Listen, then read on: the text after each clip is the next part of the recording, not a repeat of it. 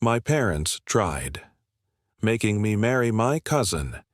To save face, so I escaped the country and built a life they now beg to enter.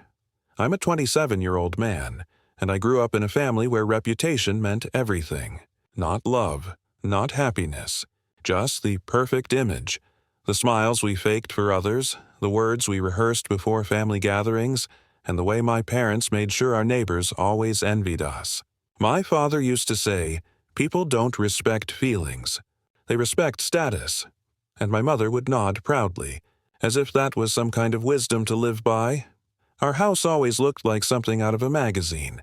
Polished floors, glass vases, expensive curtain, but it never felt like a home.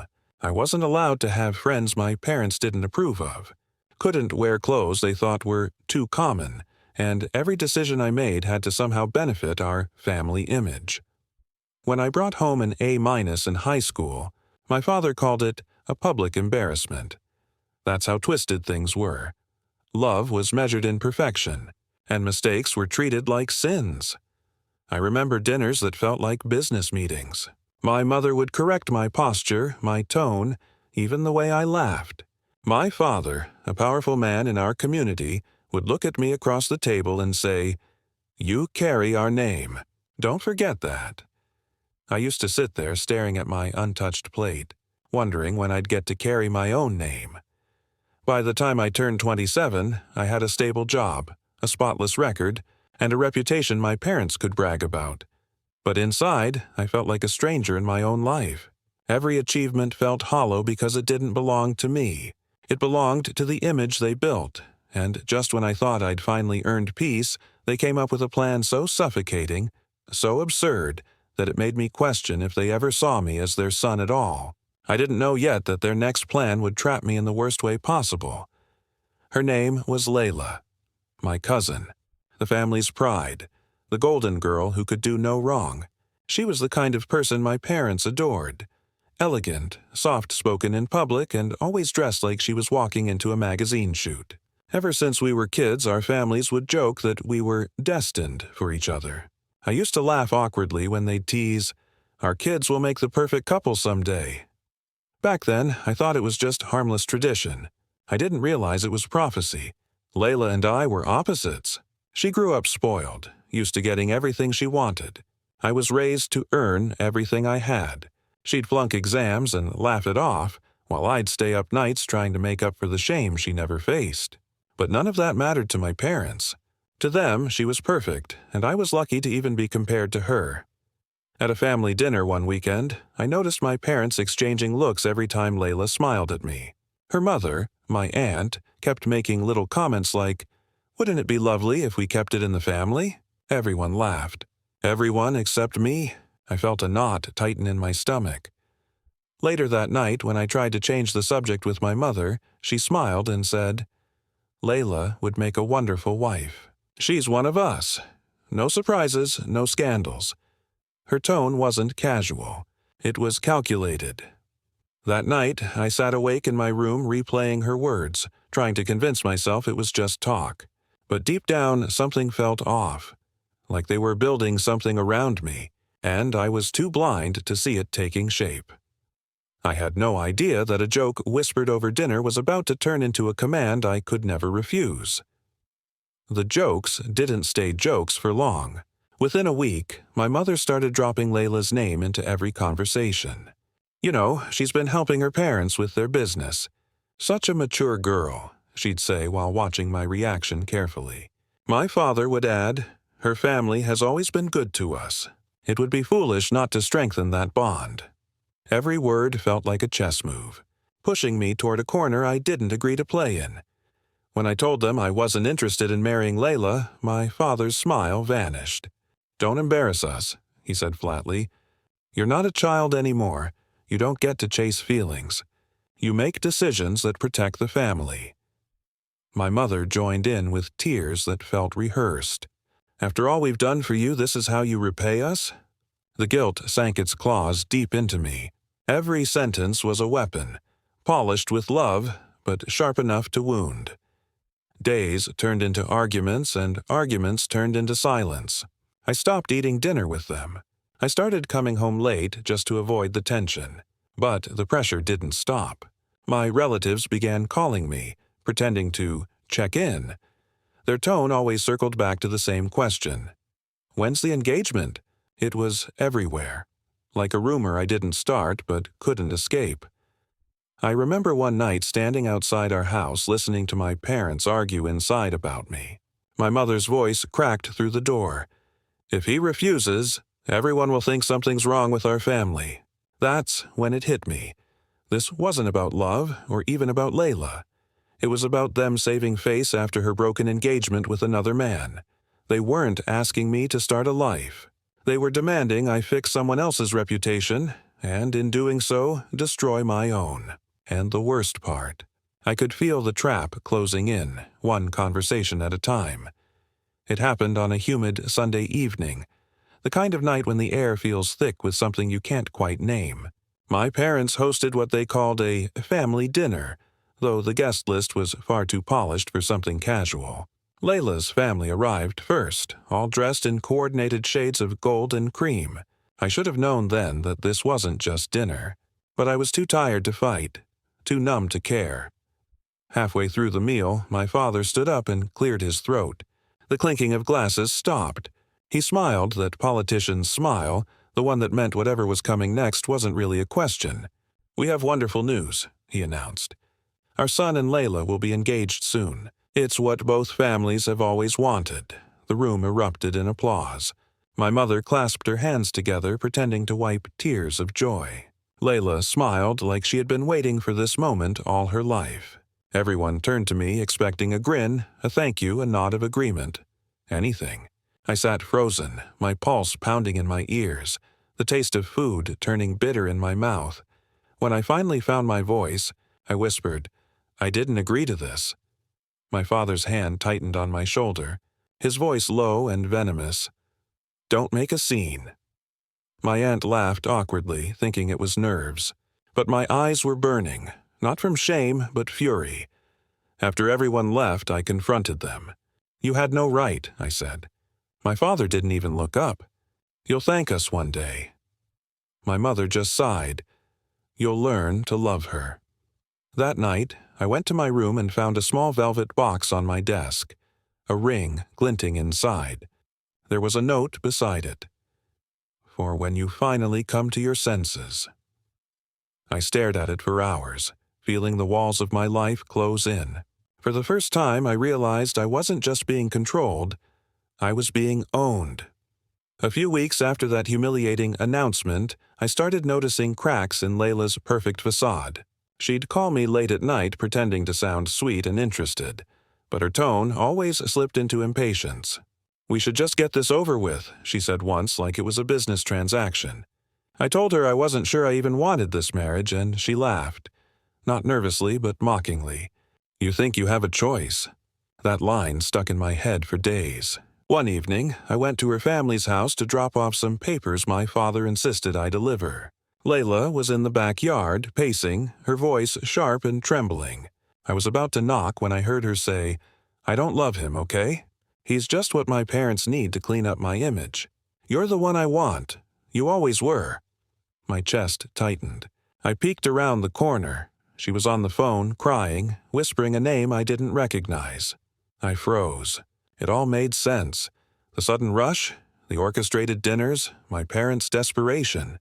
Her ex-fiancé had dumped her after rumors spread about her cheating, and this was their solution. Marry her off quickly to family so no one could talk. I pulled out my phone and quietly recorded the call, my hands shaking. When I got home, I sat on my bed and replayed it over and over, each word slicing through the last shred of sympathy I had left. My family wasn't trying to unite bloodlines. They were cleaning up a scandal, and I was the convenient scapegoat.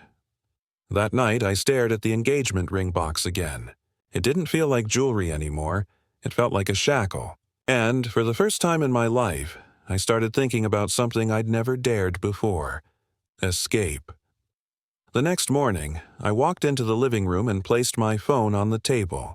My parents were drinking tea, pretending everything was normal. I hit play. Layla's voice filled the room. her confession clear, her tone cold. When it ended, I looked up and said, "You knew, didn't you?" My father's face didn't even flicker. "You shouldn't have recorded that," he said, as if the problem was me exposing the truth, not the truth itself. My mother looked away, her voice trembling but firm. "What's done is done. People already know about the engagement. We can't take it back." I couldn't believe it. They were still protecting their image, not me. "I'm not marrying her," I said quietly. My father's teacup hit the table with a sharp crack. "You will. You think you can humiliate me like this? After everything I've done for you?" His voice grew louder, harsher, each word laced with disgust. "You're nothing without this family. Don't forget that." For days, the house became a battlefield. My relatives called nonstop, each one trying to talk sense into me. My mother cried on cue, "Do you want to kill your father with stress?" My father stopped speaking to me altogether. When I went to work, I found out he had called my employer, a man who owed him favors, and told him I needed time off to handle personal issues. By the end of the week, I was suspended. I'd lost my job, my family's trust, and any illusion of freedom. Friends stopped calling because my parents had already spun their version of events, that I'd gone rebellious and disrespected the family. The whispers followed me everywhere. One night, I sat alone in my room, lights off, wondering if escape was even possible. My whole life had been built inside a cage, one I didn't realize existed until I tried to break out. And now, I could feel them tightening the bars, ready to crush whatever was left of me. When you hit a point where every door in your life slams shut, silence becomes your only weapon. I stopped arguing, stopped reacting. My parents mistook it for surrender. They thought I was coming to my senses. What they didn't realize was that I was planning my escape. I reached out to an old college friend, Ahmed, who had moved abroad years ago. He was one of the few people who hadn't cut contact after my family's smear campaign. When I told him what was happening, he didn't even hesitate.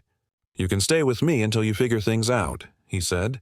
That one sentence, that small act of kindness, felt more like family than anything my blood relatives had given me. I started selling my personal things discreetly. My watch, my laptop, even a few collectibles my father had given me years ago. Every rupee mattered. I hid the cash under the floorboard in my closet. During the day, I pretended to go along with the engagement plans, smiling through fittings, nodding at relatives, keeping my tone polite. Inside, I was counting days. At night, I'd sit in my dark room rehearsing the details. My passport, my ticket, my timing. I memorized the quietest hours in our house, when even my mother's footsteps wouldn't echo down the hall. I knew that if I failed, there'd be no second chance. My father had connections everywhere. The day before I left, I walked through the house one last time. Every corner held a memory I didn't want. Forced smiles in family portraits, arguments hidden behind closed doors, affection traded for obedience. When midnight came, I packed one small bag and walked out without looking back. My phone kept buzzing in my pocket. Missed calls, messages, notifications. I powered it off, and as the taxi pulled away, I stared out the window, watching the house that had been my prison fade into darkness. For the first time in my life, I wasn't running from something. I was running toward myself. The plane lifted off before dawn, and for the first time, I felt weightless. As the city lights faded beneath the clouds, so did the last trace of their control. I sat there gripping my seat, heart pounding, realizing that I had just abandoned everything. My home, my family, my identity. For something I didn't even know how to live. Freedom. When I landed, Ahmed was waiting at the airport. He hugged me like I'd just survived a war. His tiny apartment became my refuge. One mattress on the floor, a cracked window, and the constant hum of traffic outside. But it felt more like home than that mansion I grew up in. We spent nights eating cheap takeout and laughing about the smallest things, but deep inside, I was terrified. I had no job, no plan, and no idea how to start over. I took whatever work I could find. Washing dishes, stacking boxes, even cleaning offices after midnight. My body ached, but my mind was alive. Every morning, I woke up exhausted but proud because every dollar I earned was mine. No one could twist it into obligation or shame me for it. Sometimes I'd see families walking together in the street, laughing, free, ordinary, and I'd wonder what it would feel like to have that kind of love. But then I'd remind myself, I traded a gilded cage for a messy, honest life, and I'd choose that every time. One night I stood on the apartment's balcony, looking over the city. The wind was cold, but it carried something new. Peace. The kind that doesn't come from approval, but from survival. For the first time in my life, no one owned me, no one watched me, no one expected me to be perfect. And for a man raised to live for others, that freedom felt almost unreal. Time passed quietly at first. Months blurred into years, each one stitched together by long work days and late-night exhaustion. I learned the language, built routines, and saved every bit I could. Slowly, the fear of survival turned into the joy of building something real. Ahmed introduced me to new people, honest, hardworking souls who didn't care about last names or family prestige. For once, who I was mattered more than who I came from. I started working in tech support for a local company. It wasn't glamorous, but it was mine. My boss saw my determination and offered to train me in software systems. That single opportunity changed everything. Within 2 years, I was earning enough to rent my own apartment, small but filled with peace. No arguments, no silent judgments. Just the hum of a fridge, the flicker of a lamp, and my own breathing. I began to rediscover pieces of myself that I didn't even know were missing. The way I liked my coffee, the music that calmed me, the dreams I'd buried under duty. Sometimes I'd think about my parents and wonder if they ever missed me. Not the obedient son, not the symbol of pride. Just me. But I knew better. To them, I had become the family shame, the one who ran away. And yet, I couldn't help but smile at the irony. The boy who was told he'd be nothing without them was now standing on his own. One evening, as I watched the sun dip behind the skyline, I thought I finally had closure. I had a job, a home, a few good friends, even the beginning of something like happiness. But peace has a cruel way of being temporary, because a few weeks later I got an email from an address I thought I'd erased forever. My mother's. The subject line was simple. Please come home. My stomach dropped the moment I saw her name. For years I had imagined this message, rehearsed 1,000 angry replies in my head, but when it finally came, I just stared at the screen, frozen. Her email started with small talk, like time hadn't turned us into strangers. Your father has been unwell lately, she wrote. He misses you deeply, we all do. Layla's marriage didn't work out, and she regrets how things went. The family isn't the same without you. Attached were photos. My father in bed, my mother beside him, eyes puffy from crying. For a moment I felt that old ache return. Guilt, duty, the instinct to fix everything. But something didn't add up. The words felt polished, like a performance written for sympathy. I decided to call my cousin Samir, one of the few relatives who hadn't joined the smear campaign years ago. When he picked up, I asked quietly, "Is my father really sick?" There was a pause, then a sigh. "He's fine, man. He goes to the club every evening. They just want you back. The business is falling apart. Your dad's investors pulled out. They think if you return, it'll restore the family's name." I felt my hands tremble, not from sadness but from the familiar sting of betrayal. Even now, after all the lies and emotional blackmail, they were using the same tactics: shame, manipulation, fake tears. That night I sat on my balcony, staring at the city lights that once symbolized freedom. I thought about how many times I'd fallen for their guilt before, how easily they'd twisted love into control. For a moment, I wondered if forgiveness was even possible for people who never meant their apologies. And then my phone buzzed again. Another message from my mother. This time it just said, "Your father gave up your room. He says you're dead to him." For 3 days I ignored her message. I didn't reply, didn't call, just sat in silence, wrestling with every emotion I thought I'd buried years ago. But ignoring them didn't make the storm disappear. On the fourth day, I gave in and agreed to a video call. Maybe I wanted closure. Maybe I wanted to prove to myself that I wasn't the broken boy they'd left behind. When the screen lit up, I saw them. Older, grayer, but still wearing the same expressions of pride and control. My mother's eyes filled with tears instantly. "We just want our son back," she said. My father, arms crossed, added coldly, "You've made your point. It's time to come home and help fix the family's name." I stared at them, at the people who had once dictated every breath I took. "You don't want me back," I said quietly. "You want your image restored. You want to pretend none of this happened." My mother shook her head, but her eyes betrayed her.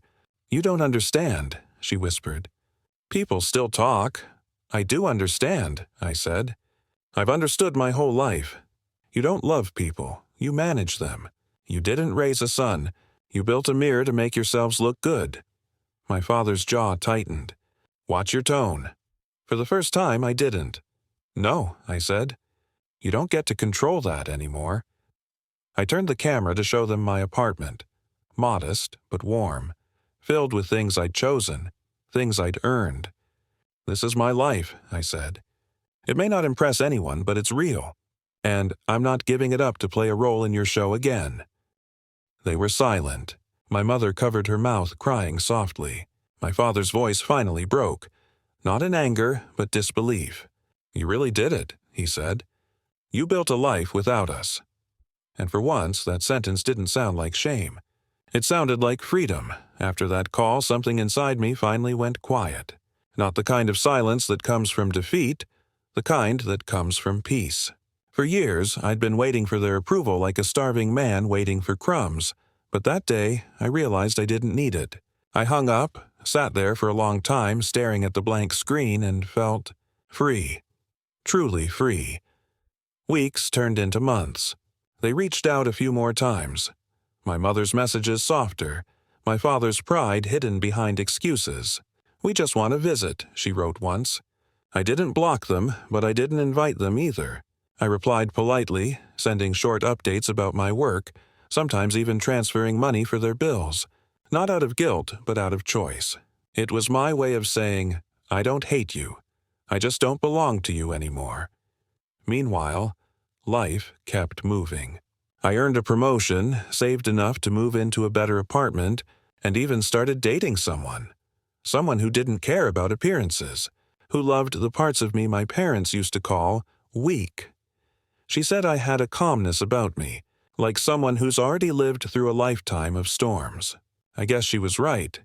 Sometimes I think about my family's house, the polished marble floors, the echoing hallways, the constant tension behind the walls. I used to imagine I'd miss it someday.